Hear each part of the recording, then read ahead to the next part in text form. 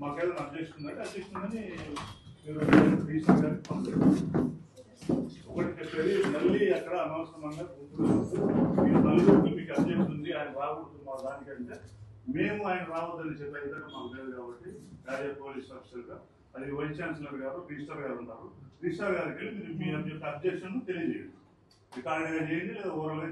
Next నిన్న BC sir మాకు చెప్పారు యాక్షన్ తీసుకుంటాము, ఇలాగా హెచ్ఓడి సార్ మీద యాక్షన్ తీసుకుంటాము, అతను చేసిందంతా ప్రూవ్ అయ్యింది, రాంగ్ చేశారని ప్రూవ్ అయింది, యాక్షన్ తీసుకుంటామని చెప్పాక కూడా ఈ రోజు హెచ్ఓడి సార్ క్లాస్కి వెళ్ళారంట. ఇంకా ఆ మాట అన్నాక ఇంకా మాకు నమ్మకం పోయింది, టీసీ తీసుకొని వెళ్ళిపోదాం అనుకొని మేము అనుకుంటున్నాం. సార్ యాక్చువల్లీ బెదిరింపులు అంటే ఆ రోజు సాటర్డే సారే తీసుకొని వచ్చారు.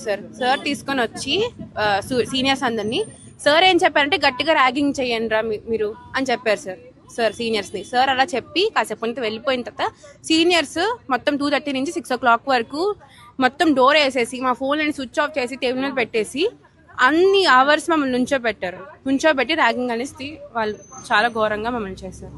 అది సరిపోలేదంటే మళ్ళీ సండే November 2nd హాస్టల్కి పిలిచి అక్కడ కూడా 3.5 hours 179 minutes నుంచోబెట్టి మేము పాటలు పాడుతుంటే మేము డాన్స్లు వేస్తుంటే వాటిని వీడియో తీసుకున్నారు, ఫోటోలు కూడా తీసుకున్నారు సీనియర్స్.